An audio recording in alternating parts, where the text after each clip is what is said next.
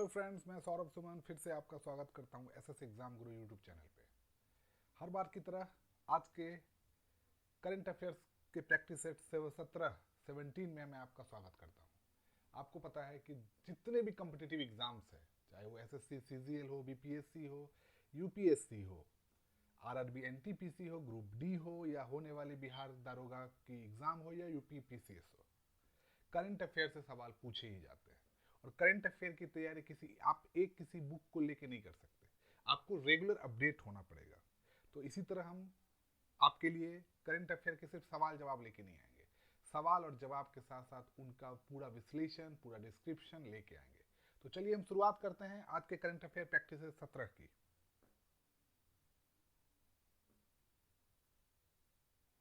किसने बेंगलुरु मैसूर एक्सप्रेसवे का उद्घाटन किया है?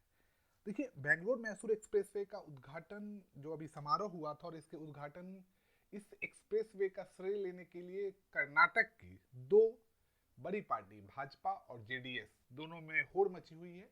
दोनों एक दूसरे के खिलाफ बोल भी रहे थे, लेकिन इस बेंगलुरु मैसूर एक्सप्रेसवे का उद्घाटन भारत के प्रधानमंत्री श्री नरेंद्र मोदी जी ने किया है। और इस बेंगलुरु मैसूर एक्सप्रेसवे से बहुत फायदा होने वाला है, और ये फायदा आर्थिक और सामाजिक रहेगा। 118 किलोमीटर इस लंबे एक्सप्रेसवे में 8,480 करोड़ रुपीस का बजट इसमें लगा है, मतलब इससे पैसे लगे हैं। और 3 घंटे की जो पहले दूरी थी बेंगलुरु और मैसूर में, अब वो सिर्फ 75 मिनट में पूरी होगी। हाल ही में जारी आंकड़ों के अनुसार भूस्खलन सूचकांक में कौन शीर्ष पर रहा है? ये एक चिंता का सबब है कि पहाड़ी राज्यों में भूस्खलन एक बहुत बड़ी समस्या बन के आई है। आपने अभी कुछ दिन पहले न्यूज में देखा होगा कि किस तरह भूस्खलन के कारण जमीन पर जो घर हैं वो भी टूट के गिर रहे हैं। तो उत्तराखंड के दो जिले, एक जिले हैं आपके टिहरी और दूसरा जिला है उसका रुद्रप्रयाग, ये इस सूचकांक में शीर्ष पर रहा है। और ये सूचकांक जारी कौन करता है? तो इसरो के जो हैदराबाद में स्थित सेंटर है एनआरएससी, याद रखिएगा, नेशनल रिमोट सेंसिंग सेंटर, यही लैंडस्लाइड एटलस के हिसाब से रिपोर्ट के अनुसार से उत्तराखंड के दो पहाड़ी जिले, मैंने आपको बताया कि रुद्रप्रयाग और टिहरी को सबसे खतरनाक बताया है, और ये सूचकांक में भी शीर्ष पर है। किस राज्य में H3N2 इन्फ्लुएंजा वायरस से पहली मृत्यु दर्ज की गई? यह एक कोरोना की तरह, पूरी तरह से कोरोना नहीं कहा जाएगा, लेकिन कोरोना की तरह एक फैलने वाली वायरस के बारे में स्टार्टिंग में कही गई थी, लेकिन ये कोरोना वायरस नहीं है, मैं आपको फिर से बता दूं। और ये एक इन्फ्लुएंजा टाइप की बीमारी है, मतलब ये वायरल बीमारी है। अभी इस पे जांच चल रही है, सैंपल्स लिए जा रहे हैं। तो ये वायरस कर्नाटक के हासन के 82 वर्ष के एक व्यक्ति को हुआ था, और उनकी पहली मृत्यु जो भारत में है दर्ज की गई है। दुर्लभ पतंगे की प्रजाति माइम्यूसोमिया और सिलोनिका को किस राज्य में देखा गया है? तो ये पतंग की प्रजाति जो है ये दुर्लभ है, और ये पहली बार देखी गई है केरल में।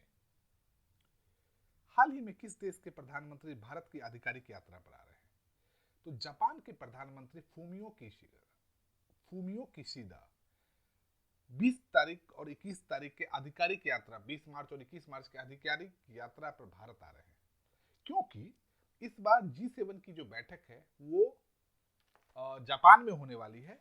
और इसके कारण वहां पे भारत की क्या भूमिका रहेगी इसको लेके, और G20 जो भारत आयोजित कर रहा है, भारत की अध्यक्षता में आयोजित हो रही है, उसको लेके प्रधानमंत्री नरेंद्र मोदी के साथ इनकी मुलाकात भी होने वाली है। हाल ही में किस बैंक ने आधार हाउसिंग फाइनेंस के साथ उधार साझेदारी की है? तो यस बैंक ने 9 मार्च 2020 को यह साझेदारी आधार हाउसिंग फाइनेंस के साथ की है। हाल ही में मुख्य चुनाव आयुक्त ने कहां वोट फेस्ट 2023 का उद्घाटन किया है? तो अभी नया तरीके से आपको मैं बता दूं कि कर्नाटक में जो चुनाव होने वाले हैं, आगामी विधानसभा चुनाव होने वाले हैं, तो उसी को लेकर बेंगलुरु में मुख्य चुनाव आयुक्त ने वोट फेस्ट 2023 का उद्घाटन किया है। हाल ही में किस देश की वायुसेना द्वारा हिंद महासागर क्षेत्र में ट्रोपेक्स 2023 अभ्यास आयोजित किया गया है। मुख्य रूप से ये अरब सागर में भारतीय नौसेना के द्वारा यह अभ्यास किया गया है। साथ ही में थल सेना के भी जवान यहाँ मौजूद थे। 70 जहाज, 6 सबमरीन और 75 लड़ाकू विमान इस ट्रोपेक्स 2023 के अभ्यास में सेना के साथ थे।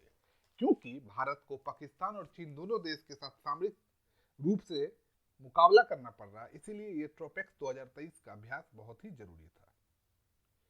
हाल ही में किस देश ने इलीगल माइग्रेशन बिल पेश किया है?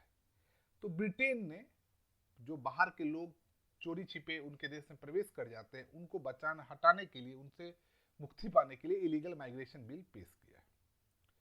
हाल ही में national startup advisory council NSAC की 6वीं बैठक की अध्यक्षता कौन करेंगे? और MSME जो भारत का जो है, उसके जो मतलब समकक्ष जो मंत्रालय है, उसके मंत्री पीयूष गोयल जी इसकी अध्यक्षता करेंगे। हाल ही में चीन की संसद में नए प्राइम मिनिस्टर के रूप में किसे नामित किया गया? जैसे अपने यहाँ प्राइम मिनिस्टर है, वैसे उनको प्रीमियर कहा जाता है चीन में। और ली कियांग को, जो वहां के राष्ट्रपति के दाहिने हाथ के रूप में माने जाते हैं, उन्हें इसे चीन की संसद में नया प्रधानमंत्री के रूप में नामित किया गया है। हाल ही में किसानों के वित्त पोषण के लिए किस बैंक ने केंद्रीय भंडारण निगम के साथ मेमोरेंडम ऑफ अंडरस्टैंडिंग MOU पर हस्ताक्षर किए?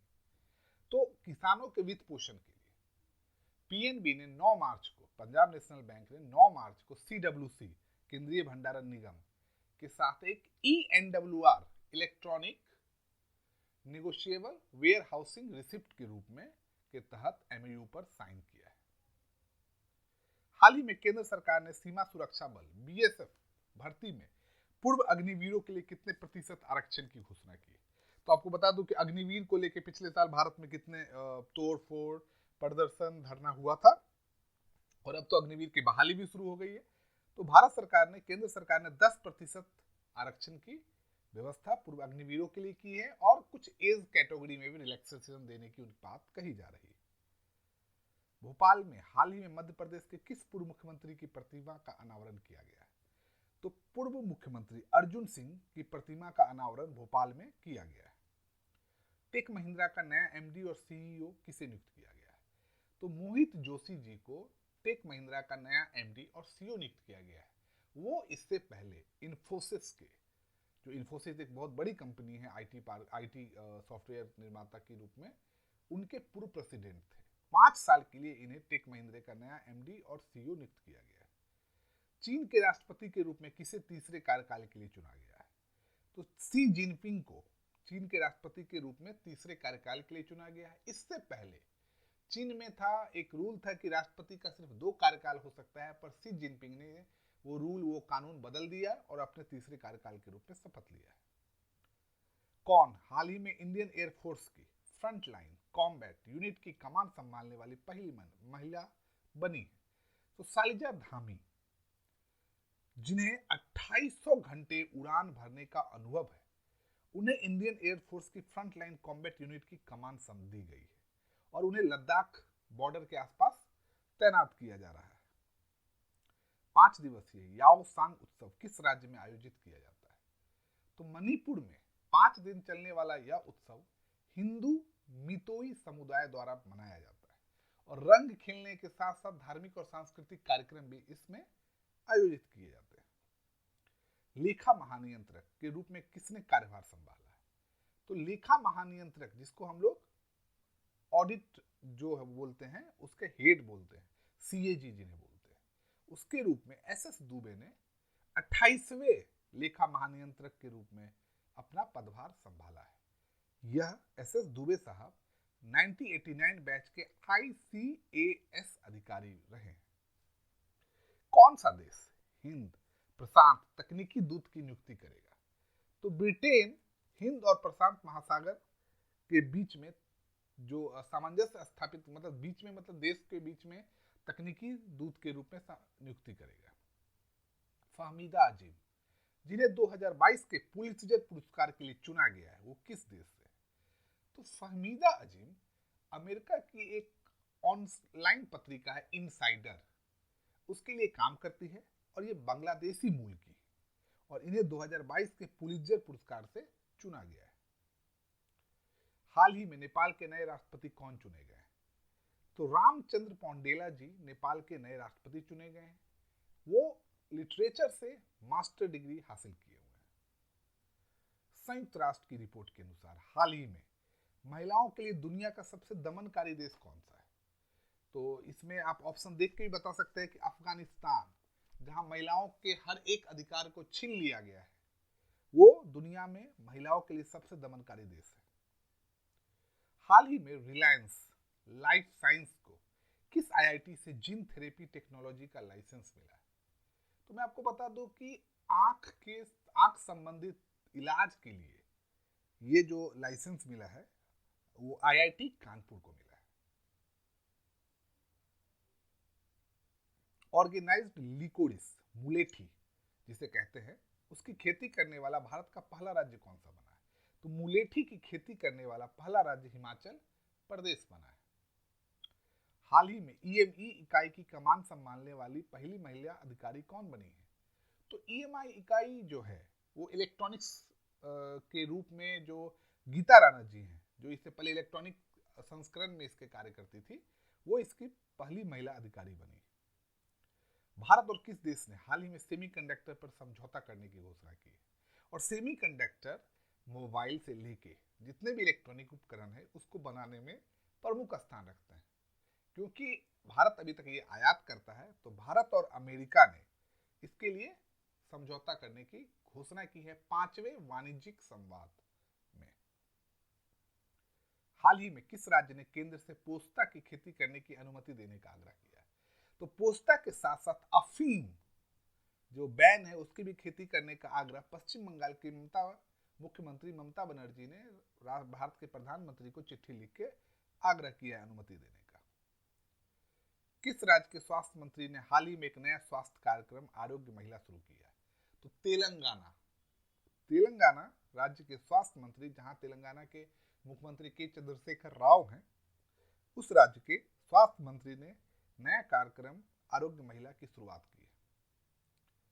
हाल ही में किस देश ने इंटरनेशनल बिग कैट एलायंस बनाने का प्रस्ताव दिया है? तो भारत ने इंटरनेशनल बिग कैट का मतलब बाघ के एलायंस बनाने का प्रस्ताव दिया है और कम से कम $100 मिलियन का निवेश करने की भी बात कही गई है। किस मंत्री ने हाल ही में खेलो इंडिया 10 का दम कार्यक्रम का उद्घाटन किया है? तो भारत के खेल मंत्री अनुराग ठाकुर ने खेलो इंडिया 10 का दम टूर्नामेंट का उद्घाटन दिल्ली के जवाहरलाल नेहरू स्टेडियम में किया है। हाल ही में भूमचू उत्सव कहां संपन्न हुआ है? तो सिक्किम के इतिहास के रूप में मनाया जाने वाला यह उत्सव है भूमचू उत्सव, और यह बौद्ध धर्म का एक त्योहार है और बहुत पहले से यह त्योहार मनाया जाता है। तो सिक्किम में भूमचू उत्सव संपन्न हुआ है। किस देश ने हाल ही में 25 वर्षों में पहली बार महिलाओं को सेना में आने की अनुमति दी? तो कोलंबिया ने 25 वर्षों में पहली बार महिलाओं को सेना में आने की अनुमति दी। हाल ही में इंडियन फार्मा फेयर के 8वें संस्करण की मेजबानी कौन करेगा? तो इंडियन फार्मा फेयर जो हो रहा है उसके 8वें संस्करण की मेजबानी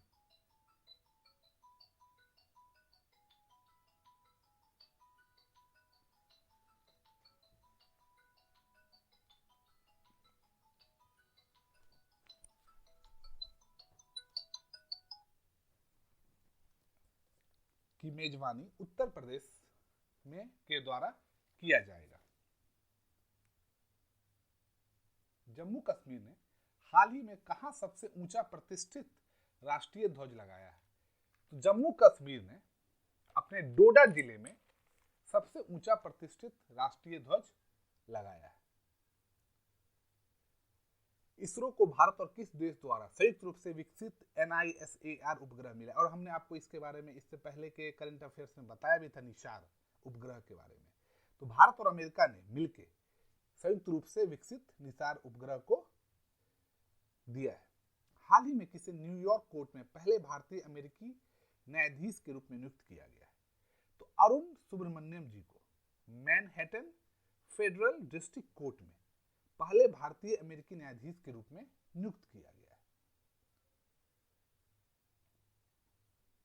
5वां एशियन भारत व्यापार सम्मेलन 2023 हाल ही में कहाँ संपन्न हुआ है? तो जो आसियान भारत व्यापार सम्मेलन है वो कुआलालंपुर में संपन्न हुआ है। अफगानिस्तान पर मध्य एशिया JW समूह की पहली बैठक कहाँ आयोजित हुई? और इस बैठक में कजाकिस्तान भी शामिल रहा है और बाकी जो नेबर कंट्रीज हैं अफगानिस्तान के, ये सभी इसमें शामिल रहे हैं।